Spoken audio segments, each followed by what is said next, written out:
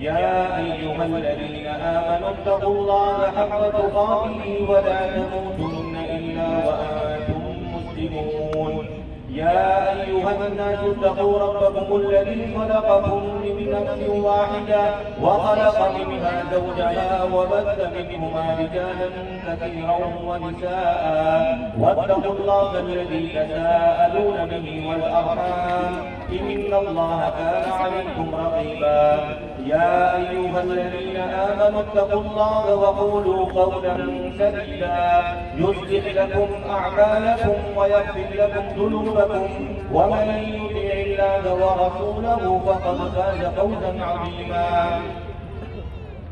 محترم سامعین، پردہ نشین ماں اور بہنوں، خطبہ میمونہ کے بعد تمام قسم کی تعریف و توصیف اس اللہ رب العالمین کے لیے لائق و مناسب ہے جو اللہ تبارک و تعالی ہم تمام لوگوں کا مربی اور پالانہار ہے۔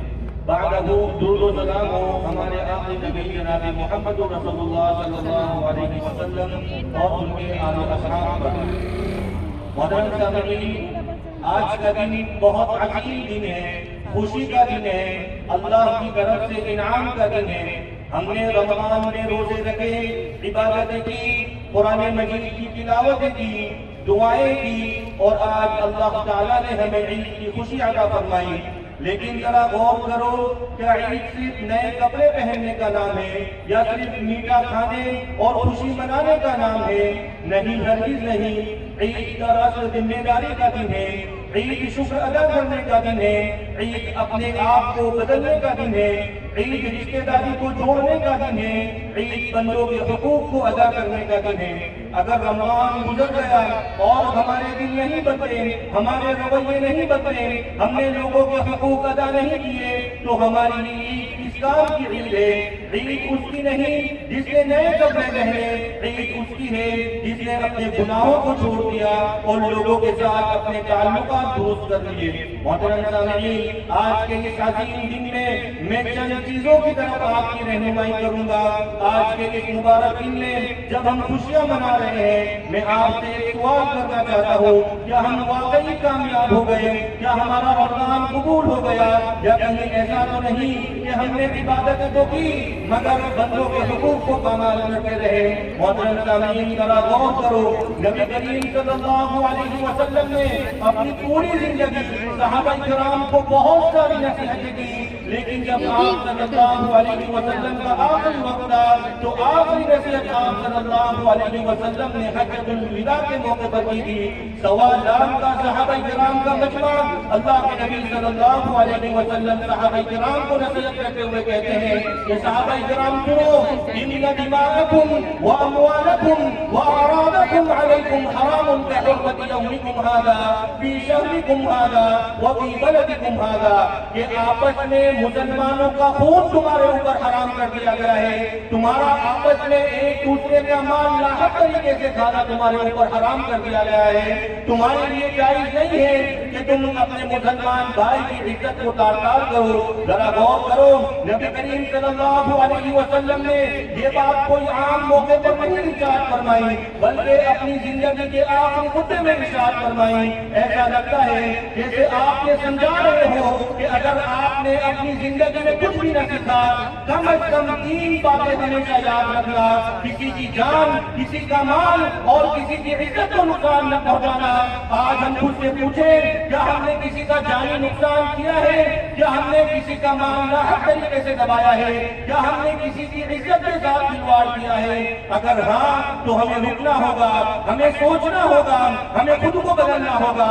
یاد رکھیے، قیامت کے دن سب سے زیادہ خسارے میں وہ شخص ہوگا جو نماز، روزے، عبادت لے کر کے آئے گا لیکن اس نے کسی کو جانی نقصان، کسی کو مالی نقصان یا کسی کی عزت پر حملہ کیا ہوگا، تو ایسے شخص کو اللہ اٹھا کر کے جہنم کے حوالے کر دے گا۔ محترم حاضرین، آج عید کا دن ہے، میں گزارش کروں گا اگر کسی سے جھگڑا ہوا ہے تو ختم کر دو، اگر کسی کا حق لیا ہے تو واپس دے دو، اگر کسی کو دکھ پہنچایا ہے تو معافی مانگ لو۔ یاد رکھو، اللہ کے نزدیک وہ شخص بڑا نہیں ہو سکتا جو صرف عبادات کرتا ہو، بلکہ اللہ کے نزدیک وہ شخص بڑا ہے جو عبادات کے ساتھ ساتھ بندوں کے حقوق بھی ادا کرتا ہو۔ بندوں کے حقوق میں ایک بہت بڑا حق یہ ہے کہ ہم اپنے بھائیوں کی کہیں بدگمانی نہ رکھیں۔ بسا اوقات ایک چھوٹی سی بدگمانی دلوں کو توڑ دیتی ہے، رشتہ ختم ہو جاتا ہے۔ بدگمانی اتنا بڑا زہر ہے کہ رشتوں میں بگاڑ کا سب سے بڑی وجہ یہی بدگمانی بنتی ہے۔ محترم سامعین، ہمیں اللہ رب العالمین نے کیا تعلیم دی ہے؟ اللہ ارشاد فرماتا ہے یا ایھا الذین آمنوا ان جاءکم فاسق بنبأ فتبینوا، کہ وہ لوگوں جو ایمان لائے ہو، جب ایک فاسق و فاجر شخص آپ کے پاس کوئی خبر لے کر کے آئے تو آپ کی ذمہ داری بنتی ہے کہ آپ اس خبر کی اچھی طرح تحقیق کر لو۔ محترم سامعین، آج ہماری حالت کیا ہے؟ اگر ہمیں ہمارے بھائی کے کہیں کوئی خبر مل جائے، ہم بنا تحقیق کیے ہوئے، بنا جانچ کیے ہوئے ہم اس خبر پر یقین کر لیتے ہیں اور ہمارے بھائی کے کہیں بدگمان ہو جاتے ہیں۔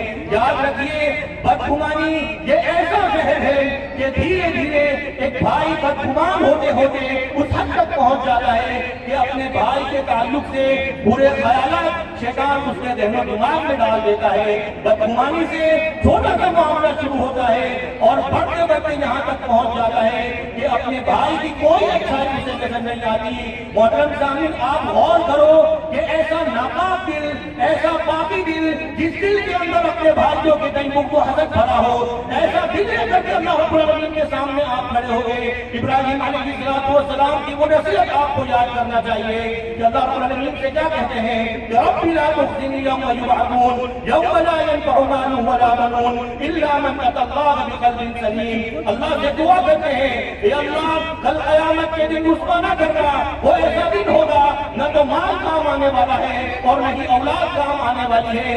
الا من اتى الله بقلب سلیم، وہی شخص کامیاب ہوگا جو اللہ رب العالمین کے پاس صاف و شفاف دل لے کر کے جائے گا۔ محترم سامعین، ہماری شریعت تو ہمیں یہ تعلیم دیتی ہے کہ اگر آپ کے بھائی کے تعلق سے کوئی خبر آپ تک پہنچے کہ آپ کے بھائی نے آپ کی برائی کی ہو، ایسی کوئی خبر آپ تک پہنچے تو شریعت اسلامیہ کی تعلیم یہ ہے کہ التمس لاخیک عذرا، کہ اپنے بھائی کے کہیں عذر تلاش کرو۔ اگر کہیں خبر پہنچ جائے کہ آپ کے بھائی نے آپ کی برائی کی ہے، آپ کے دوست نے آپ کے بارے میں یہ بات کی ہے، تو ہمارے اسلاف کا یہ طریقہ رہا ہے کہ التمس لاخیک عذرا، اپنے بھائیوں کو کے لیے عذر تلاش کرو۔ یعنی کیا مطلب کہ شاید کہ جس کے ذریعے خبر پہنچی ہے اس کے بولنے کا مقصد یہ نہ رہا ہو، شاید کہ اس کے سننے میں کوئی غلطی رہی ہو۔ یہاں تک شریعت اسلامیہ نے کہا کہ اگر تمہیں کوئی عذر نہ ملے تو محترم سامعین، آپ کو کہنا چاہیے لعل له عذرا لا اعلمه، کہ شاید کہ اس کے پاس کوئی عذر ہوگا وہ میں نہیں جانتا۔ تو بدگمانی سے اپنے آپ کو پاکیزہ کرنا چاہیے۔ اور اس حسن زن کے سب سے زیادہ مستحق ہمارے قریبی رشتے دار ہیں۔ محترم سامعین، بسا اوقات کیا ہوتا ہے کہ ہم چھوٹی سی بات کو لے کر ہمارے قریبی رشتے داروں سے ہم تعلق ختم کر دیتے ہیں، ہم ناطہ توڑ دیتے ہیں۔ ہمیں یاد رکھنا چاہیے اللہ کے نبی صلی اللہ علیہ وسلم نے ارشاد فرمایا تھا کہ ہر جمعرات والے دن انسان کے اعمال اللہ کے ہاں پہنچائے جاتے ہیں، لیکن اللہ کے نبی نے یہ بھی کہہ دیا لا يقبل عمل قاطع، کہ رشتہ قطع کرنے والا شخص، رشتے کے اندر بگاڑ پیدا کرنے والا شخص، اس کے اعمال اللہ کے ہاں قبول نہیں ہوتے۔ ہم نے رمضان کے اندر جو عبادتیں کی ہیں، کیا ہم چاہتے ہیں یہ عبادتیں ایسے ہی رائے و برباد کر دی جائے؟ تو محترم سامعین، رشتے داروں کے جو حقوق ہیں، جو صلہ رحمی ہے، ہمیں اسے ادا کرنا ہوگا، ورنہ یاد رکھیے یہ عبادات اللہ کے ہاں کسی کام کی نہیں۔ محترم سامعین، بتاؤ کا شیطان ہمارے ذہن و دماغ میں یہ بات بھی ڈالتا ہے کہ ہمارے رشتے دار ہمارے ساتھ اچھا سلوک نہیں کرتے تو ہم ان کے ساتھ کیوں اچھا سلوک کریں؟ آپ کو یاد رکھنا ہوگا کہ اگر آپ کے رشتے دار آپ کے ساتھ اچھا سلوک نہ کریں تب بھی آپ کی ذمہ داری ہے، آپ ان سے بگاڑ نہیں کر سکتے، آپ ان سے قطع تعلق اختیار نہیں کر سکتے۔ اٹھائیے قرآن مجید، ابو بکر صدیق رضی اللہ تعالیٰ عنہ کا واقعہ آپ کو یاد ہوگا کہ واقعی جب منافقین نے عائشہ صدیقہ رضی اللہ تعالیٰ عنہ پر تہمت لگائی کہ نعوذ باللہ عائشہ صدیقہ رضی اللہ تعالیٰ عنہ یہ پاک دامن نہیں ہے، اور ان تہمت لگانے والے میں ابو بکر صدیق رضی اللہ تعالیٰ عنہ کا ایک رشتہ دار، ایک صحابی رسول حضرت مصطح ابن عتابہ رضی اللہ تعالیٰ عنہ کے شامل تھے۔ حضرت مصطح کی کیا حالت تھی؟ غریب، بالکل مسکین حالت میں ہے۔ ابو بکر صدیق رضی اللہ تعالیٰ عنہ انہیں ماہانہ وظیفہ ان کا خرچ پر برداشت کیا کرتے تھے، جیسے ہی ابو بکر کو پتا چلا میرا یہ رشتے دار میری بیٹی پر تہمت لگاتا ہے، ابو بکر صدیق رضی اللہ تعالیٰ عنہ نے قسم اٹھائی کہ آج کے بعد سے مسکا کا خرچہ پانی بند میں جو وظیفہ دیا کرتا تھا، آج کے بعد سے مسکا کوئی ٹوٹی کوڑی نہیں دوں گا۔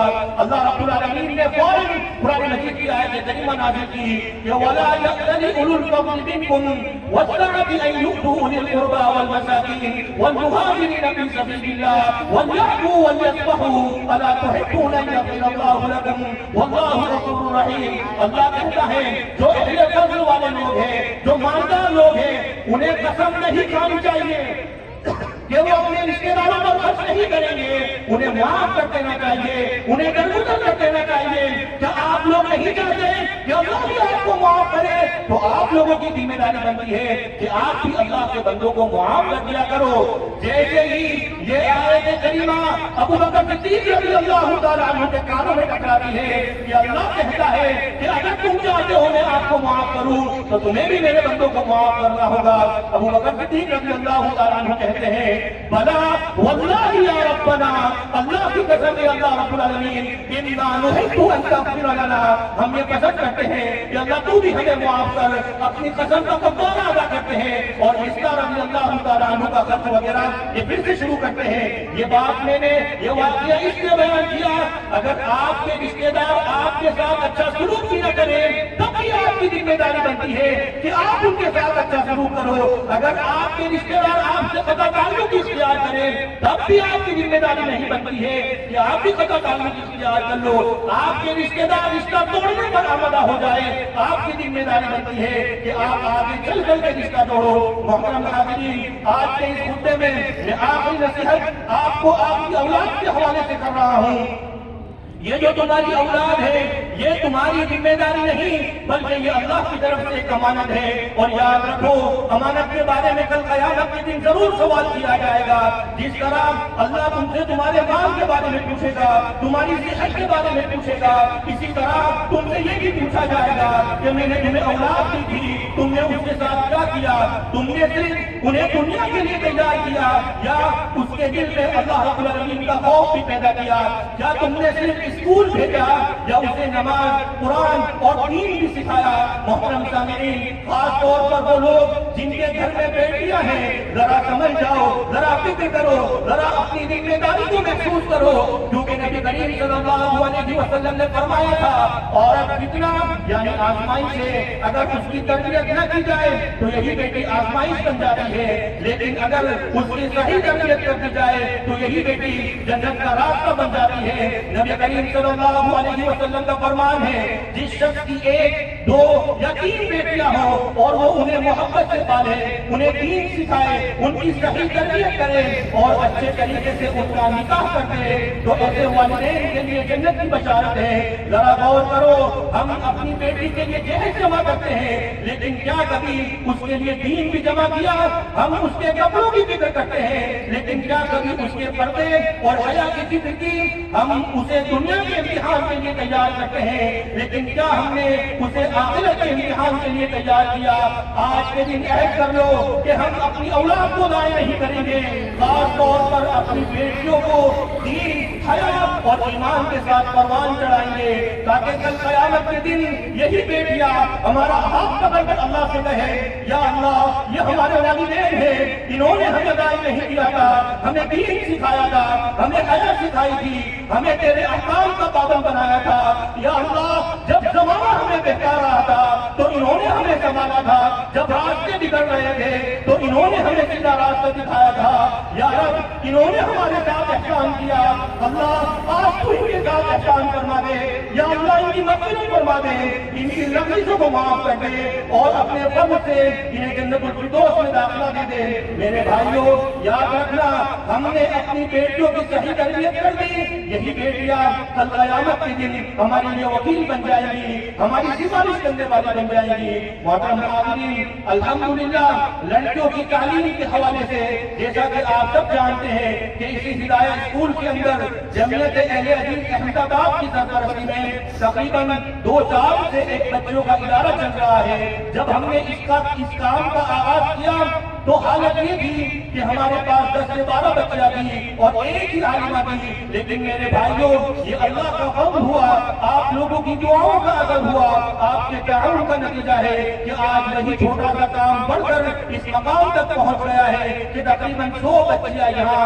تعلیم حاصل کر رہی ہیں اور 5 معلمات انہیں تربیت دے رہی ہے۔ میرے عزیزوں، اب ہم یہ چاہتے ہیں کہ اس چھوٹے سے ادارے کو ایک بڑے جامعہ کی شکل دی جائے، ایسا جامعہ جہاں ہماری بچیاں آئے رہے کھائے پیے اور مکمل دینی تعلیم حاصل کرے، یعنی عالمہ بنے، اور ساتھ ہی ساتھ دنیا کی تعلیم کا بھی ایک مضبوط نظام ہو، اور صرف احمد آباد ہی نہیں بلکہ احمد آباد کے باہر سے بھی بچیاں آنا چاہے تو ان کے لیے بھی دروازے کھلے ہو، وہ بھی یہاں آ کر رہے سیکھیں اور اپنی زندگی سنوارے۔ میرے بھائیوں، اب سوال یہ ہے ہم یہ سب کیوں کر رہے ہیں، ہم اس ادارے کو اتنا بڑا کیوں بنانا چاہ رہے ہیں؟ تو اس کی وجہ بہت واضح ہے کہ آج اگر ہم اپنے معاشرے کو دیکھیں جو سب سے بڑا بگاڑ ہمیں نظر آ رہا ہے، جو بے حیائی، بے دینی اور فتنہ پھیل رہا ہے، اس کی ایک بہت بڑی وجہ ہماری بچوں میں دینی علم کی کمی ہے۔ جب بیٹی دین سے خالی ہوگی تو وہ زمانے کے رنگ میں رنگ جائے گی، جب اس کے پاس قرآن کا علم نہیں ہوگا تو وہ ہر طرف کے فتنوں کا شکار ہو جائے گی۔ لیکن اگر اس بیٹی کو دین مل جائے، علم مل جائے، حیا اور شعور دے دیا جائے تو وہی بیٹی ایک گھر نہیں پوری نسل کو سوار دیتی ہے۔ اسی لیے میرے بھائیوں، یہ صرف ایک ادارہ نہیں، یہ ایک معاشرے کو بچانے کی کوشش ہے۔ اور میرے عزیزوں، ایک بات اور بھی سن لو، آج اگر کچھ لوگ اس ادارے سے اختلاف کر رہے ہیں، اعتراض کر رہے ہیں، تو یہ کوئی نئی بات نہیں ہے۔ اختلاف تو اللہ کے نبی صلی اللہ علیہ وسلم کے زمانے سے ہوتا آیا ہے، لوگوں نے مخالفتیں بھی کی ہیں، باتیں بھی بنائی ہیں، لیکن تاریخ گواہ ہے کہ انہی مخالفت کرنے والوں میں سے کچھ لوگ ایسے نکلے جو بعد میں دین کے عظیم خادم بنے۔ آپ دیکھیں خالد بن ولید رضی اللہ تعالیٰ عنہ، اکرمہ بن ابی جہل رضی اللہ تعالیٰ عنہ، اور بھی بہت سارے صحابہ کرام ہیں کہ وہی لوگ ہیں جو پہلے مخالفت میں کھڑے تھے لیکن بعد میں ایسے بدلے کہ اسلام کے ستون بن گئے۔ تو میں آج پورے یقین کے ساتھ کہتا ہوں، جو لوگ آج اس ادارے سے اختلاف کر رہے ہیں، کل آپ دیکھیں گے کہ انہی کی گھر کی بچیاں اس ادارے میں آ کر عالمہ و قابلہ بن کر کے نکلیں گی اور اپنی آنے والی نسلوں کی اصلاح کریں گی۔ اسی لیے ہم نے زمین کا خطہ بھی منتخب کیا ہے، لیکن میرے بھائیوں یہ کام آسان نہیں ہے، اس کے لیے ایک بہت بڑی رقم درکار ہے۔ اور میں دل سے یہ بات کہتا ہوں کہ احمد آباد کے لوگوں نے، مردوں نے بھی اور خاص طور سے ہماری ماؤں بہنوں نے بھی اس کام میں بہت تعاون کیا، سپورٹ کیا۔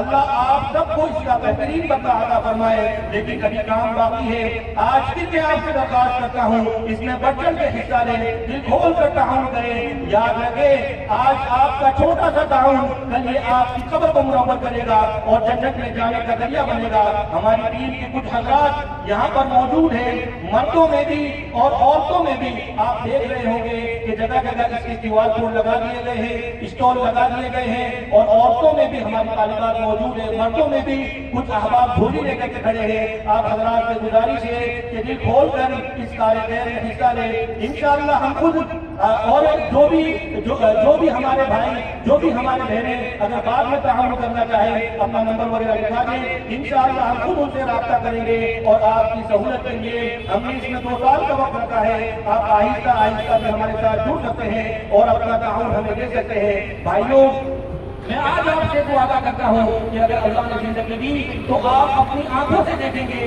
یہی ادارہ ہماری بچوں کا مستقبل بدلے گا، یہی ادارہ انہیں دیندار، باحیا اور باکردار بنائے گا۔ آج ہم ایک قدم اٹھائیں گے تو یہی ادارہ ایسی بیٹیاں دے گا جو آپ کے لیے دنیا میں بھی عزت کا سبب بنے گی اور آخرت میں بھی جنت کا ذریعہ بنے گی۔ اب آخر میں چند دعاؤں کے ذریعے میں اس خطبے کو ختم کرنا چاہوں گا۔ محترم سامعین، عیدین کے حوالے سے اللہ کے نبی صلی اللہ علیہ وسلم نے خاص کر کے دعا کے تعلق سے ارشاد فرمایا کہ جو حائضہ جو عورتیں ہیں یا جو نفاس والی عورتیں ہیں انہیں بھی عیدگاہ کے اندر آنا چاہیے، گھر سے وہ نماز نہ پڑھے لیکن مسلمانوں کی دعاؤں میں وہ شریک ہو جائے۔ اس لیے میں چند دعاؤں کے ذریعے اس ہمارے خطبے کو میں ختم کرنا چاہوں گا۔ آپ سب حضرات خشوع کے ساتھ، دل کی گہرائیوں کے ساتھ آمین کہتے رہیں۔ اے اللہ، تو ہی تعریف کے لائق ہے، تو ہی بزرگی والا ہے، تو ہی عظمت والا ہے۔ یا رب ہم تیرے دربار میں کھڑے ہیں اپنے گناہوں کے بوجھ کے ساتھ، اپنی کمزوریوں کے ساتھ۔ یا اللہ ہمیں اپنے در سے محروم نہ کر، ہمیں رد نہ کر۔ یا رب اگر آج تو نے معاف نہ کیا تو ہمارا کوئی ٹھکانہ نہیں ہے۔ یا اللہ ہماری ساری خطاؤں کو معاف فرما دے۔ وہ گناہ جو ہم نے ہنستے ہوئے کیے، وہ گناہ جو ہم نے چھپ کر کے کیے، وہ گناہ جنہیں ہم بھول گئے، یا اللہ لیکن تو نہیں بھولا۔ یا رب اپنے فضل سے تو سارے گناہ کو مٹا دے، ہمیں پاک صاف کر دے۔ یا اللہ ہماری عبادتوں میں جو کمی رہ گئی، ہماری نمازوں میں جو خشوع نہ رہا، ہمارے روزوں میں جو اخلاص نہ رہا، یا رب اپنے فضل سے سب کو قبول فرما لے۔ یا اللہ ہمیں سچی توبہ نصیب فرما، ایسی توبہ